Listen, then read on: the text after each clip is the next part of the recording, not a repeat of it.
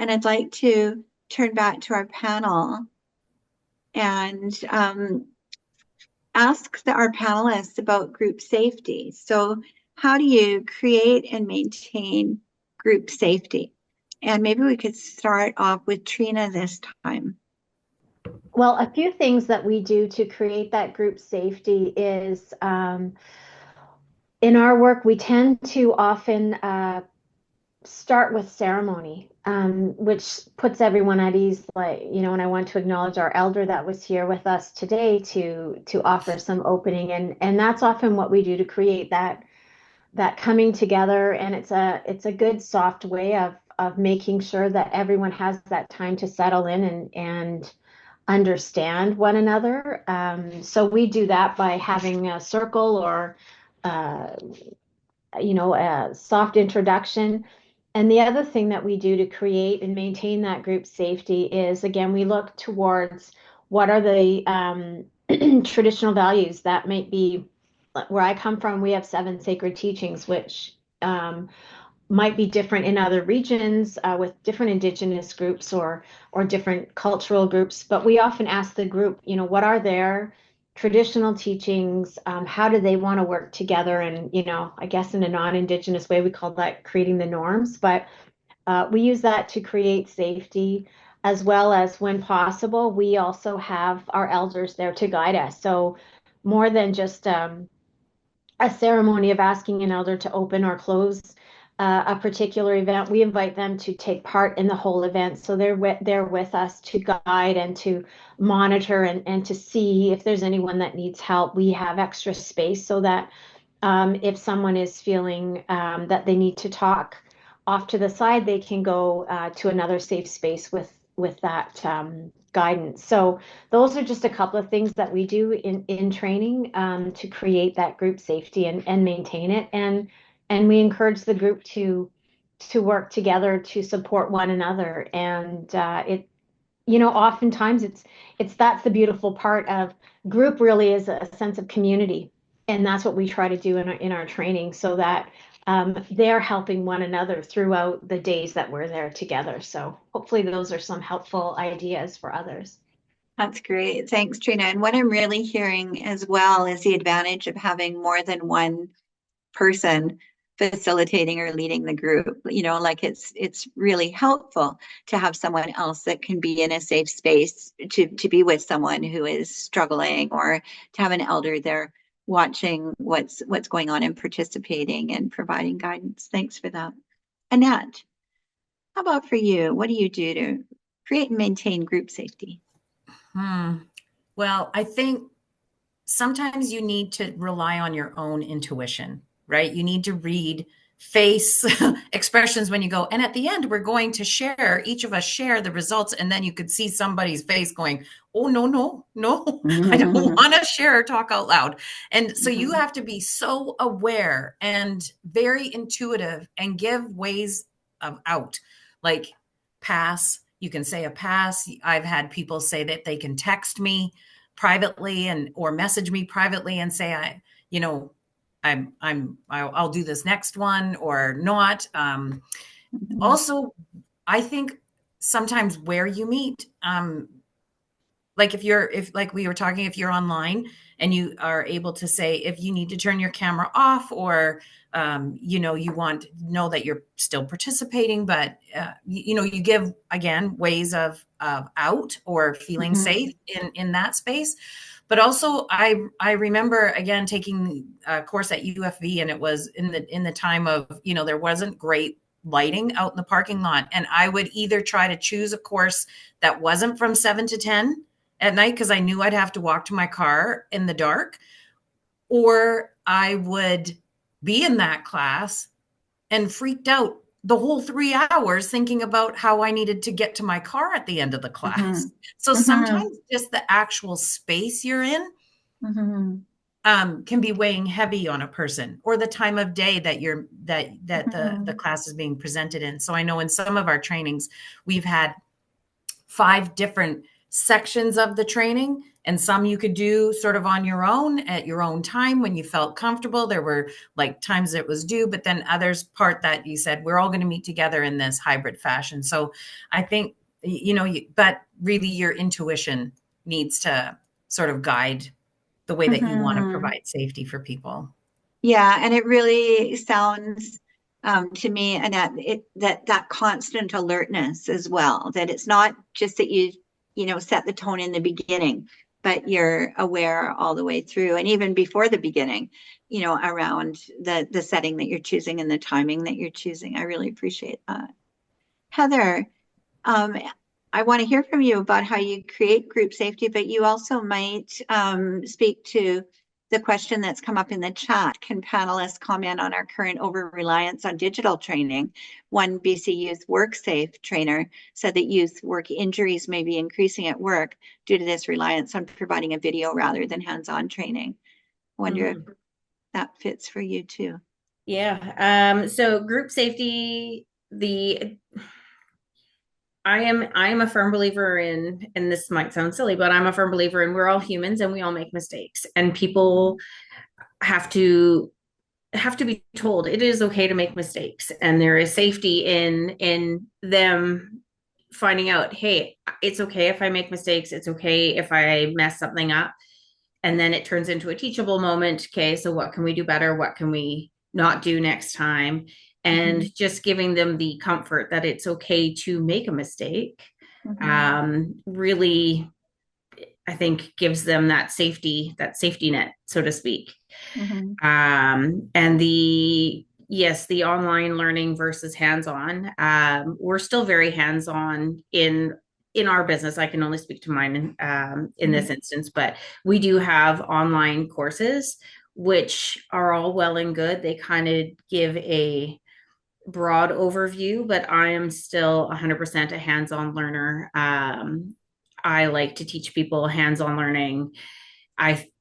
My personal opinion is that, the videos, like I say, super cool, great. Somebody has spent a lot of money on those, but hands-on learning is always going to be the best approach, no matter which way you slice it. Yeah, so sometimes, to provide information quickly while someone is maybe waiting for a course to come up, then to be able to provide that foundational background, but still giving them an opportunity to practice and demonstrate their learning on the job is important. Shauna, how about you? How do you create and maintain group safety? And what are your thoughts around the over-reliance on digital? So a couple of things.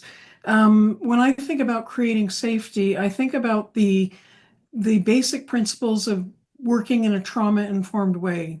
So recognizing that trauma is in the room, recognizing the signs and signals, working on ways to respond to whatever is in the room. So some of the stuff Annette was talking about in terms of using your intuition to respond to what's in the room to create safety, and to really resist activities or concepts or things that you think might be re-traumatizing. And on top of that, I think that there are kind of, for me, 3 C's about creating group space that is safe. And one of those is the notion of creating connections. So finding the places where people in the room have sort of natural connections, focusing on creating community and looking for common ground, and doing those things before content, so that there is a safe learning space. There's a sense of community in the learning space while people are moving toward content. So really those 2 sets of concepts are really what helped me to create safety in a learning space. Thank you for that, Shauna. We have another question for the group, and we've all spoken to this a little bit already, but what do you recommend when mistakes or missteps happen? So I'll start with Annette on this one. We are going to screw up. What boy. then? Well, I mean, own it, obviously. Do what you can to acknowledge. I want to, but there was a question in the chat that was about, I think, sexuality and, oh, where is it? I want to relate a mistake I made. So there was an individual in a training that was, indicated in their introduction that their pronouns preferred were they. And I had learned through that, making those mistakes of referring to the individual without their suggested pronouns, that saying sorry just put the onus back on that person to have to forgive me now again, for doing that, instead of saying, I need to do better and I'm going to do my best to do better, not just apologizing and then putting the onus back on them. So I think I am trying to remain mindful of that as it relates to other situations. When I make a mistake or do some error, it's not about apologizing. It's about seriously doing better and learning from that mistake. Yeah. And I think it's also sharing how you've learned in the past. Like I've found it really made a difference to the learners I was working with, to let them know how today's session is actually different based on feedback I had from last time. So, there's that indication of ongoing change and ongoing learning, rather than, this is exactly the same as I've done before. I think that's really important. Thank you for that. Heather, what do you recommend when mistakes or missteps happen? I'm with Annette on the own it. I'm a huge fan of own your mistakes. Like I said previously, to err is human. We are all human beings. We all make mistakes. When they do happen, I use it as a teachable moment, like what happened, what could have been done differently, how it could be done differently, offer feedback, actually have a conversation. I've worked with people previous that are instant yellers. I'm not that person. I'm not a yeller. I'm a let's figure this out and let's stop this from happening again. So I will take it to teach as opposed to not necessarily discipline. Yeah, I really appreciate that. And many, many years ago, I had the opportunity to meet with the VP of Human Resources for one of our big banks. And when I asked what she looked for in an employee, she said a willingness to take risks and make mistakes. And she said, the bank is a big institution. It's like a big boat. And if you rip a couple of masts off or you blow out a couple of windows, it's not going to sink the ship. Now, if you shot a cannon below water level, we're in trouble.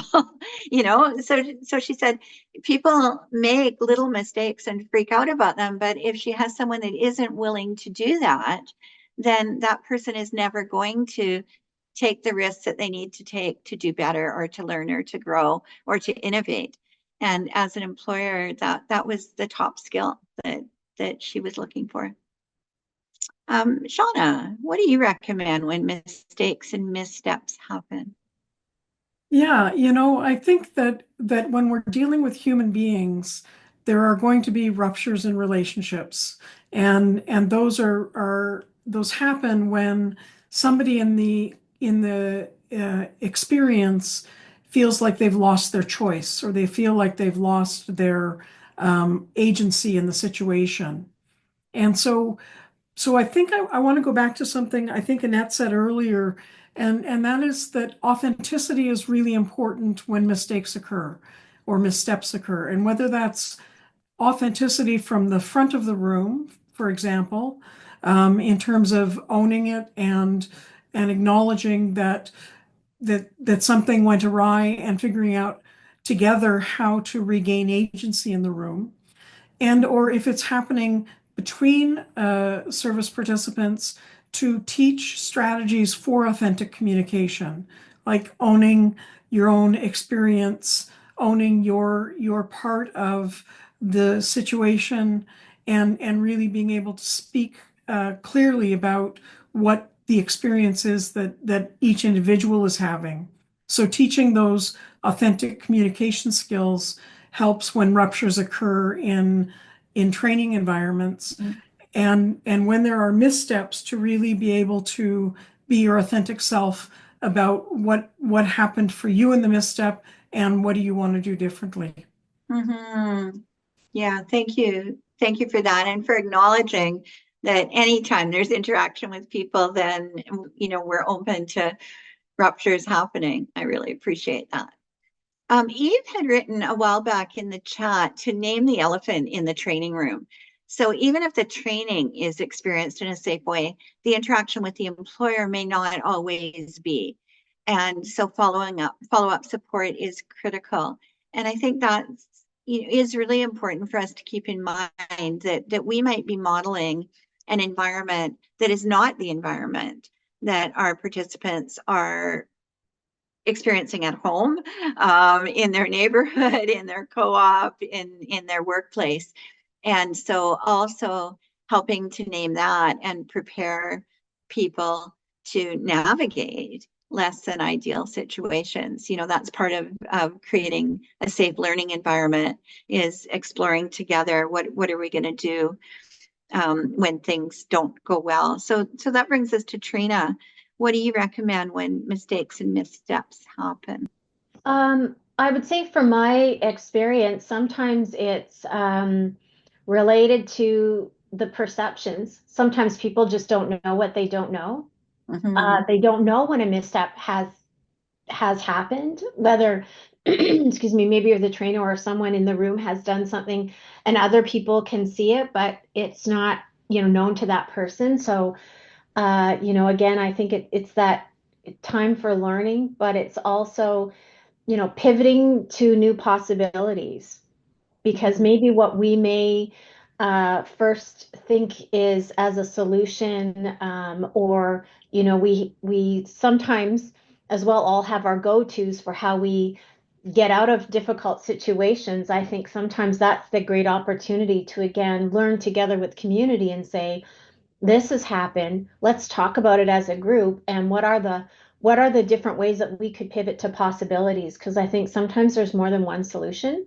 And by involving and engaging the group in the conversation, we can all learn together and discuss the perceptions and what new possibilities may exist. So those are just some ideas that have been helpful for me in the past. Thanks, Trina. I love that phrase, pivot to possibilities. I may borrow it one day. What if it's a really big mistake?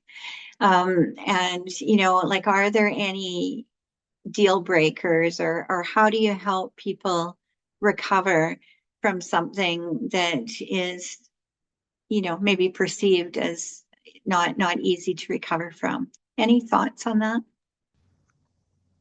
I'll share that it occurred in one of my workshops many years ago where a big mistake had occurred. And, as a trainer and as a facilitator, we just decided as a group we had to pause the whole workshop. Like we could not continue. And I think out of respect for what had occurred and for us as a group to find a solution to move forward, the most respectful thing was to say, let's take a pause. We're willing to change the agenda, to take this time out. People needed their time to go and collect their own thoughts. And then we agreed to regather, because I think sometimes the worst thing we can do is try to keep pushing forward, and I think it's really a phrase I often in these situations, it's people over process. We have to be willing to put the agenda, put the process aside, and focus in on where people are at, and we move together when we're ready to move together. Yeah. Thank you for that, Trina.